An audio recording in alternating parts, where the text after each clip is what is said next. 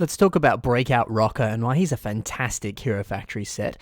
And while we're here, let's showcase some of the awesome pieces that you get in this set, and show you how you could use some of these pieces in your own construction MOCs. Let's go.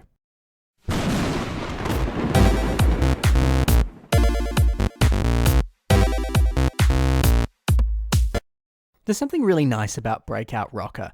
I mean, first off, he has an entire bow arm, which I think is a really fun and exciting weapon, especially since it's his entire arm, and not just some additional handheld weapon like some chum might use. Also, Rocka's mask is great. When the set came out in 2012, I remember being really excited about the mask. He was one of those characters that had only really been shown with stylized masks in the past. In the first wave of Hero Factory, all the heroes had their normal masks. Then in the 2.0 wave, they gave all the characters very similar uniform-looking faces. And then in the 3.0 wave, everyone had the cool, animal-themed masks. But then in the Breakout wave, they returned back to the classic masks. But we'd never seen what Rocka's classic mask looked like. So what was it going to look like? Well, it was going to look awesome and look like it does now. So it was nice to finally see it, and nice that we also went back to that sort of classic style of mask. I always thought that was a cool choice. I think maybe my favorite sort of redone mask might have been Evo's mask. But still, Rocka had a cool looking mask. I always felt like this version of Rocka was kind of like the definitive version of the character. It was the time where we could really see him shine and just kind of be himself. Sure, Hero Factory 3.0 was his debut, and he came out strong. He looked awesome. I mean, he had an awesome XL Titan set as well, which was another really cool thing. What a cool guy Rocka was. But now we get to see the man behind the mask, the gold-clad gentleman who was just awesome. And he was often just sort of the center of the marketing as well, sometimes literally. And so, I don't know, I really associated him as just the coolest character of this wave. So I love this set, but let's take a look at all the different pieces that came in this set. Rocka has this awesome tech hexagon datapad thing, and I don't know, it's so unique and just really cool. But how could we use it in some of our own MOCs? Well, here's a MOC by Rahiden, and it's called Greenfly. And yeah, it uses these pieces as dragonfly wings. I think that's genius. It's great to see that one piece really kind of just totally shaped all of this MOC. It was just this beautiful impetus that spawned this idea. And that's all thanks to Rocka. Rocka, like all the Breakout sets, comes with some of these fantastic handcuff pieces. Which, I don't know, I think these are such underrated pieces. I mean, they work perfectly for their purpose, and they're just a really fun play feature and accessory. I hope that if we do eventually get construction sets in the future, we get to see more play features like this, or just a straight-up reimagining of these pieces, because I think they're so cool. Rocka also has a lot of gold pieces in a variety of different shapes and sizes, and you could easily use them to make something like this awesome golden dragon by Nieves. Sure, this MOC uses a lot of these shell pieces, and Rocka only comes with a few of them, but hey, every piece counts.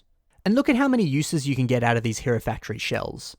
On this dragon, we can see them being used on the wings, they're also being used on the legs, being used on the neck, the torso, and a whole bunch of different places. There's plenty of possibilities for parts like this, and you can use them for so many different purposes. Hero Factory shells are brilliant, very helpful pieces. So even getting a few of them here, they're very helpful and they're very easy to use. So certainly nothing to scoff your nose at and say, I don't need these. They're fantastic. The same can be said for all the different Hero Factory bone pieces in this set. Again, very versatile pieces, so always nice to have a few extra ones. There's also a healthy amount of minifigure spears, which I always thought was a bit weird, because it looks like ammo that goes inside the Zamisphere launcher, but yet it's spears that get turned into a ball.